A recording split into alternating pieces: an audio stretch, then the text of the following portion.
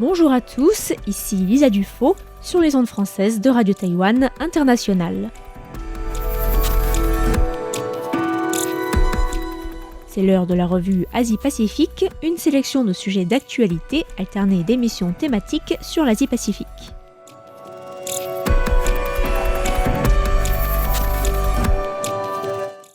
Bonjour à tous et bienvenue dans la revue Asie-Pacifique de cette semaine. Dans la revue de presse de ce mardi 16 juin, je vous propose de nous intéresser à la proposition de la Diète de modifier la loi sur les règles de succession au trône impérial japonais. Nous irons aussi en Chine, qui connaît encore une fois une forte croissance de ses exportations de véhicules électriques et conforte sa position de leader sur ce marché. Indonésie ensuite, où l'on reviendra sur le procès polémique de 4 militaires condamnés pour une attaque contre un militant des droits de l'homme. Nous irons aussi au Sri Lanka, qui semble émerger comme une nouvelle plaque tournante pour les réseaux criminels spécialisés dans les escroqueries en ligne, avant de finir ce petit tour de l'Asie-Pacifique en mer de Chine méridionale, en évoquant le différend territorial entre la Chine et les Philippines. La Diète, le Parlement japonais, a soumis mercredi dernier une proposition visant à modifier la loi de la maison impériale à la première ministre Sanae Takaichi. Le texte propose notamment que les femmes puissent rester au sein de la famille impériale après leur mariage, sans toutefois évoquer le sort de leur conjoint ou de leur éventuel enfant. Les princesses japonaises doivent actuellement renoncer à leur titre en épousant des membres extérieurs à la famille. Si bien que, comme l'indique le quotidien japonais Asahi Shimbun, le manque de membres de la famille impériale crée une pénurie de personnes disponibles pour représenter la maison impériale lors d'événements officiels et de rencontres, notamment lors de visites dans des zones sinistrées. Autre proposition, celle de permettre l'adoption de descendants mâles issus de la lignée masculine des anciennes branches impériales, puisque la loi dispose que le trône peut se transmettre seulement par les hommes de la lignée masculine et que seuls 3 hommes sont actuellement sur la liste des héritiers du trône, dont le prince Hisahito, seul membre de la jeune génération. Cette deuxième proposition s'appliquerait ainsi aux descendants mâles de lignée masculine de 11 anciennes branches impériales qui ont perdu leur statut en 1947. L'empereur Naruhito lui-même a exprimé le souhait que le texte obtienne le soutien de l'opinion publique japonaise, ce afin d'assurer un nombre adéquat, selon ses mots, de membres de la famille impériale. L'empereur s'est toutefois abstenu de commenter directement le débat parlementaire. Le gouvernement doit maintenant rédiger un texte basé sur la proposition de la Diète, avec l'espoir de faire adopter le texte lors de la session parlementaire en cours. Mais l'adoption du texte au Parlement pourrait rencontrer des obstacles, 6 partis politiques ayant exprimé des réserves ou de l'opposition à une ou plusieurs propositions. Les exportations chinoises de véhicules électriques et hybrides ont enregistré une croissance exceptionnelle de 73% en mai 2026 par rapport à la même période en 2025, des ventes boostées par le maintien des prix élevés des carburants qui accroît l'intérêt pour l'électrique. Selon l'association chinoise des fabricants automobiles, ce sont 809 000 véhicules électriques ou hybrides qui ont été vendus à l'étranger en mai 2025, contre 435 000 en mai de l'année dernière. L'agence de presse américaine Associated Press explique que les fabricants automobiles chinois redoublent d'efforts en ce moment pour exporter à l'étranger, en particulier en Amérique latine, en Asie et en Europe, dans un contexte domestique moins dynamique, notamment en raison de la baisse, par le gouvernement chinois, des mesures incitatives visant à encourager les consommateurs chinois à passer à la voiture électrique. Les ventes domestiques ont ainsi chuté de 23,4% en mai 2026 par rapport à l'année dernière, pour atteindre les 1,44 million de véhicules. Associated Press cite aussi les estimations de l'Agence internationale de l'énergie qui prévoit que les ventes de véhicules électriques atteindront les 23 millions et représenteront 30% de toutes les voitures vendues en 2026. La Chine est ainsi très bien positionnée, elle est déjà le plus gros producteur de véhicules électriques au monde et l'origine de la majorité des véhicules électriques vendus sur la planète. En Indonésie, la justice militaire a condamné mercredi dernier 4 officiers à des peines de 1 an et demi à 3 ans de prison pour une attaque à l'acide contre un militant des droits de l'homme. Andriy Yunus, vice-coordinateur de la Commission pour les personnes disparues et les victimes de violences, Kontras, a subi une attaque à l'acide le 12 mars dernier à Jakarta, après avoir enregistré un podcast sur la militarisation des affaires politiques et civiles en Indonésie. Le militant a fini brûlé sur 20% de la surface de son corps et son œil droit a été gravement atteint. Le juge a reconnu qu'il s'agissait d'une attaque préméditée et 2 des responsables ont été renvoyés de l'armée.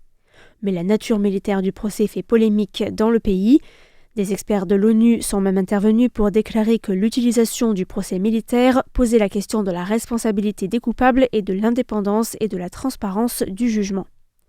L'ONG Amnesty International a aussi estimé que ce jugement laxiste n'apportait pas de justice pour la victime et échouait à considérer correctement l'implication d'autres acteurs, notamment dans la chaîne de commandement de l'armée. L'ONG de protection des droits de l'homme a publié un rapport le 19 mai dernier dans lequel elle montre que l'armée indonésienne tente de faire taire les militants à travers des campagnes de désinformation en associant les militants et les journalistes à des espions pour le compte de l'étranger. Le rapport met en évidence l'utilisation de comptes de réseaux sociaux connectés à l'armée et ciblant des activistes en propageant de fausses informations et montre que les campagnes en ligne précèdent souvent l'intimidation et les attaques physiques violentes.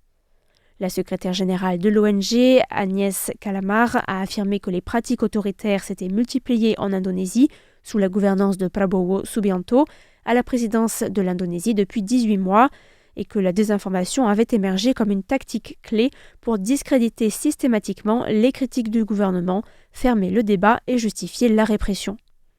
Le chef des renseignements de l'armée avait présenté sa démission en mars dernier après l'attaque, une manière d'assumer la responsabilité et d'apaiser la colère de l'opinion publique, mais le choix du procès militaire reste très critiqué et les juges sont accusés d'avoir identifié l'attaque comme une initiative personnelle des 4 officiers sans faire de lien avec les autorités militaires.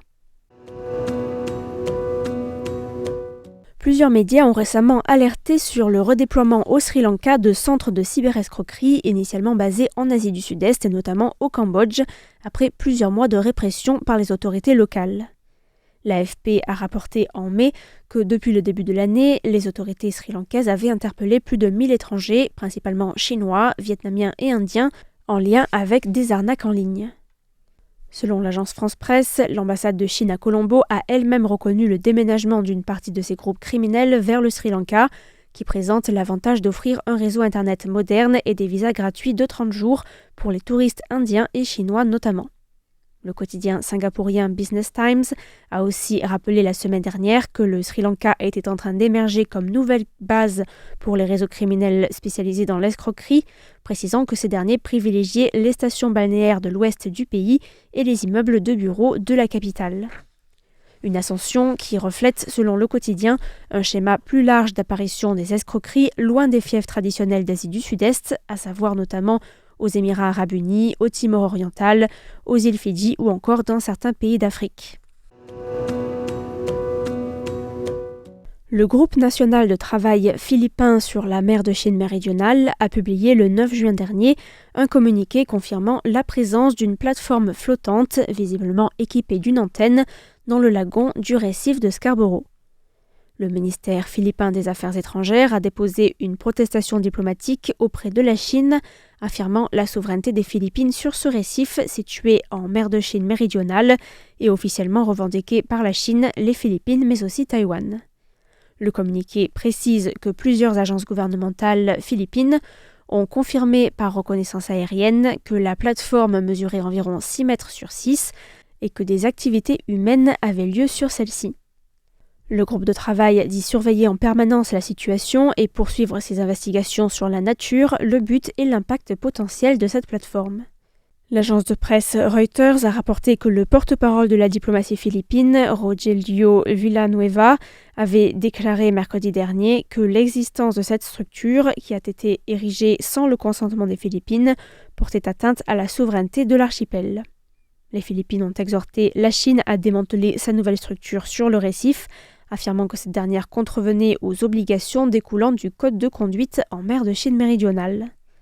Du côté chinois, la diplomatie a réaffirmé le fait que la Chine jouissait, je cite, d'une souveraineté incontestable sur le récif de Scarborough et ses eaux environnantes, et que toutes les activités menées par la Chine sur le récif, y compris celles de recherche scientifique, relevaient des droits légitimes de la Chine. Notons que le récif se trouve à environ 230 km de la province de Zambales aux Philippines. Manille, qui invoque la Convention des Nations Unies sur le droit de la mer, affirme que le récif se situe dans sa zone économique exclusive, tandis que Pékin revendique sa souveraineté sur cette île en invoquant des droits historiques. Manille a obtenu gain de cause après avoir porté le différend territorial devant la Cour permanente d'arbitrage de La Haye, une décision que Pékin refuse toutefois d'accepter. C'était la revue Asie-Pacifique de cette semaine, présentée par Lisa Dufaux pour Radio Taïwan International. Merci pour votre écoute et à la semaine prochaine.